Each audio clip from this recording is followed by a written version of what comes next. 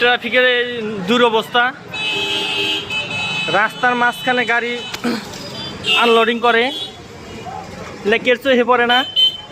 দেন এই যে আর একটা গুরুত্বপূর্ণ বিষয় হলো এই যে পিলপিলিগুলা আমরা টাউনের মধ্যে ঢোকার পারমিশন যাতে না দেয়, এটা সবাই একটা মন্তব্য দিয়েন, কার কি মত আছে।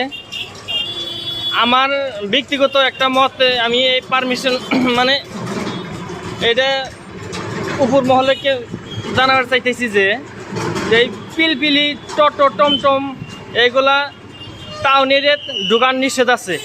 এটা সবাই আমরা করি দেখেন। এই যে আর কিছু পান না পান এই খাচ্ছরের বাচ্চা পিলপিলি এসে রাস্তাঘাট ব্লক করে দিয়ে নেয়, ওরা উড় করে